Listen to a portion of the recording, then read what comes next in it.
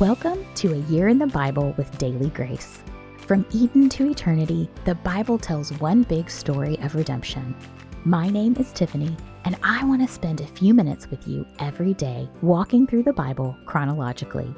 Together, we will explore God's sovereign plan as the events of Scripture unfold and point to Jesus. Hey, friends! Welcome back to our Year in the Bible journey from Eden to eternity. Tiffany here, and today we head back to 1 Chronicles.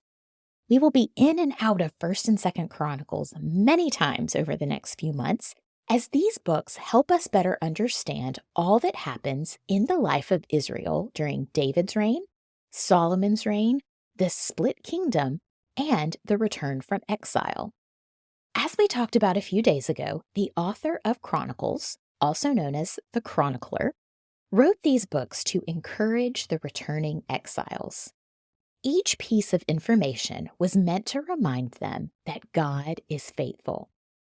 As we read these genealogies and seemingly repetitive accounts of the same events, it can be tempting to skim, zone out, or not read these chapters at all. But just as these chapters were meant to encourage the returning exiles, they encourage believers today as well. Repetition of God's faithfulness to his promises is what gives us hope in our own journey as exiles awaiting Christ's return. As we come to 1 Chronicles chapters 7 through 10 today, let me encourage you to test how much you've absorbed in our journey thus far. What names and events stick out and point you back to books we've already read? What have you learned that helps you color in the lines of these genealogies and events? We are lifelong learners of the Bible, and each time we come to these words of life, there is something to be gleaned. So, let's see what these 4 chapters of Chronicles glean for us today. 1 Chronicles 7 continues the genealogies the author began back in 1 Chronicles 2. The author began the list of genealogies with the prominent royal tribe of Judah. He then moved through Reuben, Gad, and half of Manasseh on the east side of the Jordan River. Right in the middle of these genealogies was the account of the Levites, where we learned about the sons of Korah and Asaph, the musicians appointed by David, and authors of the many psalms we've already studied. Now, in chapter 7, this structured and purposeful genealogy continues with the remaining tribes. If you were paying close attention, you may have noticed there were 2 tribes left out.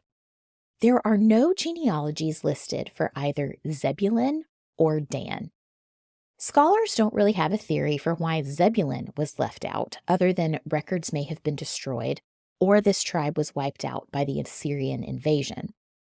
But there are many reasons it is believed that the tribe of Dan is left out. We know from our time in Judges chapter 18 that the members of Dan invaded a region that was not allocated to them, and they were the first to fall into blatant idolatry when they set up the idol they stole from Micah. When we come to the time that the kingdom splits, the tribe of Dan will continue to lead the charge in idolatry. It is very likely the chronicler purposefully chose to leave this tribe out. As we work our way through chapter 7, we see the genealogies of Issachar, Benjamin, Naphtali, the other half of Manasseh, Ephraim, and Asher. Many of these records mention that those listed were valiant warriors.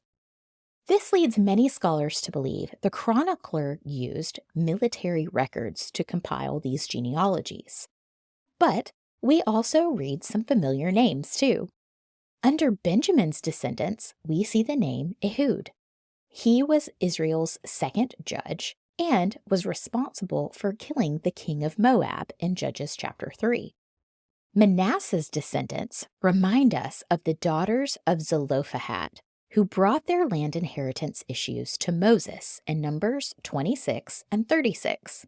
And lastly, we can't miss the name of Joshua in the lineage of Ephraim. Not only was he a valiant warrior, he was a faithful leader. Each of the people mentioned in these genealogies were meant to provide hope to the returning exiles. Chapter 8 might make us wonder why Benjamin is listed again. There are two main reasons. First, the chronicler has been very methodical in his presentation of the genealogies. Judah was first, Levi was in the middle, and here we find Benjamin last. When the kingdom splits, Benjamin will join Judah, and their two tribes will make up the southern kingdom. The southern kingdom this group of returning exiles descends from. The tribe of Benjamin rightly stayed with the tribe of Judah, and therefore have a more prominent place in the genealogies. Second, this list of Benjamites in chapter 8 are known as the Jerusalem Benjamites. Now remember, the line between the land allotted to Judah and Benjamin went right through Jerusalem. The Benjamites conquered their half, while Judah failed to. We will see in just a couple days how David will fully conquer Jerusalem, and it will become God's city on a hill. This is the same city where these exiles will return to rebuild the temple. Jerusalem holds a prominent and special place, not only in the nation of Israel, but also for those who know Christ and await the new Jerusalem one day when he returns. Chapter 9 gives us a taste of God's faithfulness to the remnant of exiles who will return after their captivity in Babylon. Even in exile, God will preserve his chosen people and will bring them home to Jerusalem, where they will once again worship him at the temple and through the sacrificial system. Over the next few months, we will read about a lot of dark and hard days in the life of Israel. But these small glimpses of the future remind us to keep hope, just as the chronicler provided hope to the exiles. Hope is always found in God's plan of redemption. The final verses of chapter 9 officially close the book on Saul's reign and life. We have already read about Saul's death and the disappointment his reign brought in 1st and 2nd Samuel. But despite Saul's failures, he is still honored here in 1st Chronicles. And we read about his son, Merib-Baal, or Mephibosheth, whose lineage will continue due to a covenant promise David made to Jonathan. More on that in the days ahead. But God was gracious to Saul's lineage, and it was Saul who helped pave the way for the kingship that will now be turned over to David. The kingship that will point our hearts to our need for a perfect and permanent king. Friends, we have covered a lot of history today. I know for some of you that is hard, while others of us eat it up. But no matter where you fall on that spectrum, all this information in Scripture is breathed out by God and used for teaching, correcting, rebuking, and training in righteousness, just as 2 Timothy 3:16 and 17 tells us. And these 10 chapters in 1 Chronicles remind us of God's sovereignty over every aspect of history and his plan of redemption. And it clearly shows us that he is faithful to every promise, both large and small. In good seasons and hard seasons, he's trustworthy, he's steadfast, and he is in all the details of our lives. This account gives us hope as God continues to write our story for his glory.